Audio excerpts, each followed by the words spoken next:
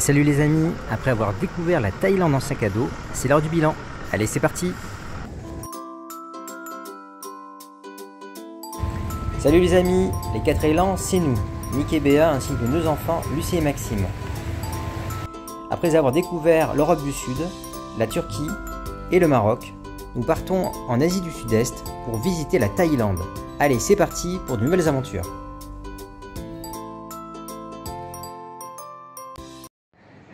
Bon, comment ça va les 4 élans? Alors, on va faire un petit bilan de notre voyage en Thaïlande. Donc nous y sommes encore, donc on en profite comme ça pour vous donner un feedback à chaud. Alors la Thaïlande, c'est un grand pays qui fait 2000 km sur la partie nord-sud et environ 1000 km sur la partie est-ouest. Et dans notre road trip d'un mois, donc on est resté sur place 28 jours, donc on aura fait Bangkok qui est assez central. On sera resté environ une semaine au total. On aura passé environ une quinzaine de jours sur la partie nord vers Chiang Mai. C'est vraiment tout au nord en direction de la Birmanie. Donc on a visité la jungle. Et ensuite on est allé tout au sud découvrir les plages paradisiaques, soit à travers Krabi, Phuket ou Koh Lanta. Donc vous avez pu voir quelques illustrations et des images de ces moments de folie. Alors justement les enfants, qu'est-ce que vous avez préféré? Parce que c'est vrai qu'on a quand même pu faire beaucoup d'activités en Thaïlande. Les plages, le cours de cuisine, le train, l'avion, le cours de boxe style, la boxe style, et les cascades, les plages, les cascades et les long trails. Et long trail, ah ben oui. La ville de Bangkok, il fait beaucoup. Ouais, c'est vrai que il y a beaucoup d'activités en tout cas en Thaïlande. Comme Maxime a énuméré vraiment un certain nombre qu'on a réalisé.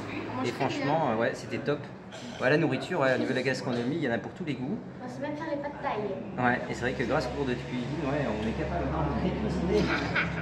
De préparer aussi les fruits parce qu'on a pu voir comment préparer une mangue par exemple. Donc ça c'est vraiment, c'était chouette, c'était vraiment très riche de pouvoir découvrir toutes les spécialités culinaires de la Thaïlande.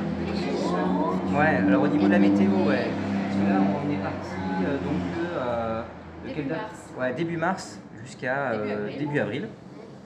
Et donc les températures en cette saison sont très chaudes, c'est-à-dire que les températures ressenties sont autour de 40 à 44 degrés tous les jours. Même l'eau dans la mer est à 35 degrés. Ouais, donc c'était vraiment top en tout cas pour profiter de l'eau. On n'a pas vu de pluie. Ouais, en tout cas si vous venez en cette période-là, il faut vraiment avoir des vêtements techniques comme ce qu'on porte ici. Maxime il a souvent ses t-shirts de foot parce que finalement c'est ce que tout le monde porte ici. Les Thaïs ils ont que des vêtements techniques et on comprend pourquoi, parce qu'il faut vraiment évacuer la transpiration. Et il n'y a que ce type de textile qui est l'idéal. Donc voilà, donc les shorts sont obligatoires, les lunettes de soleil aussi, et les protections contre le soleil. Et aussi les casquettes. Ouais, casquettes, lunettes, c'est indispensable. Alors vous voyez, donc là on est en manches courtes, mais la plupart du temps on a des manches longues. Donc vous prévoir des vêtements anti-UV, ça c'est indispensable. Parce que je n'en ai pas parlé dans les vidéos, mais l'indice UV en Thaïlande est de 14. Il faut savoir qu'en France, le maximum qu'on est en plein été, c'est environ 6. Donc, 15 minutes ici. Ouais, exactement. Donc un coup de soleil, c'est environ en moins de 15 minutes, vous avez un coup de soleil en Thaïlande. Donc autant dire, il faut vraiment prendre au sérieux les effets du soleil, parce qu'on est à peine à 800 km à vol d'oiseau de l'équateur, donc ça tape très très fort. Et comment s'est déplacé en Thaïlande?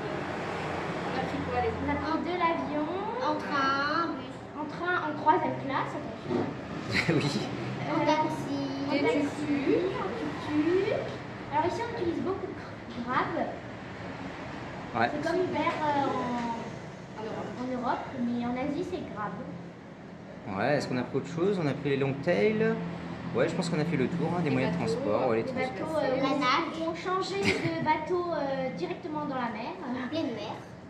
Ouais, donc ça c'était bien. Effectivement, donc les moyens de transport, donc il y a vraiment de tout. Donc on a même loué des vélos à un moment donné, mais il faut être vraiment très prudent parce qu'en Thaïlande on roule à gauche. Donc il faut vraiment faire très attention au sens de circulation.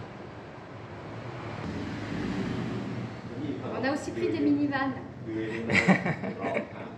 Ouais, les minivans. On n'a pas chez nous.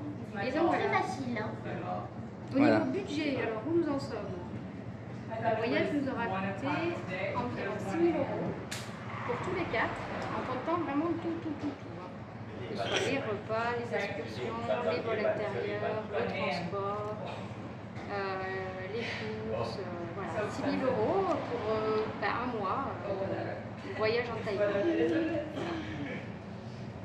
Donc voilà, donc vous avez le budget, les transports. Au niveau des hébergements, donc on a beaucoup fait de réservations via Booking, ça marche vraiment très bien. Et donc c'est vraiment sans difficulté que vous pouvez vous loger soit dans des guest house, c'est-à-dire c'est chez l'habitant, soit dans des hôtels, il y a des petits hôtels. Il y a même des systèmes, alors pour ceux qui veulent voyager pas cher, de dortoirs. Donc là on est dans un, c'est le Time Savay, donc à Bangkok, et c'est un système de dortoir. Alors nous on avait un dortoir à 4, donc autant dire qu'on était ensemble, mais ça permet d'avoir des hébergements pas chers à quelques entre 5 et 7 $, ou 5 à 7 équivalent 7 €, pardon. Donc ici, donc, autant dire que ça peut vous permettre aussi d'avoir des solutions d'hébergement pas chères. Et c'est pas la peine de réserver à l'avance, hein. Il est arrivé de réserver un hôtel, d'aller directement sur le site, à l'hôtel, on va à l'hôtel, et on a réservé directement. En tout cas, le bilan, donc la Thaïlande, c'est un pays fantastique, hein. En tout cas, on aurait été très surpris par donc le développement de cette ville, de Bangkok. Franchement, en Europe, il faut vraiment qu'on se réveille parce que en Asie, c'est l'effervescence complète, hein, au niveau du développement économique, au niveau des activités, les produits qu'ils développent. Franchement, on a intérêt à être prêt à relever les défis, en tout cas de la mondialisation. Parce qu'en Europe, je trouve qu'on est quand même plutôt en retard, hein, sur certains points.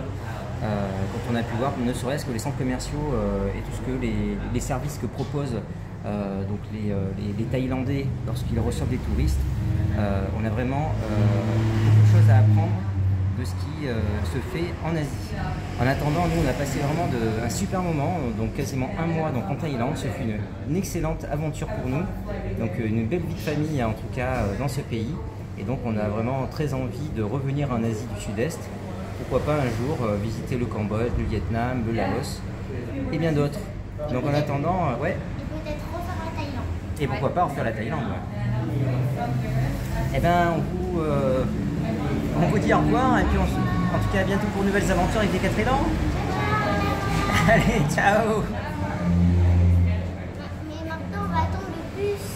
Ouais, là on attend le bus parce qu'on prend la direction de l'aéroport de Bangkok, puisque la prochaine destination, comme vous avez pu le voir, ça sera le Costa Rica. Donc le Costa Rica qui sera donc une grande destination donc pour les paysages, la nature, puisque 6% de la biodiversité mondiale se trouve au Costa Rica. Donc autant dire que on va découvrir Ça va être top. ouais, des animaux incroyables, une nature luxuriante, puis des plages paradisiaques. Donc à très vite pour de nouvelles aventures avec les 4 élans.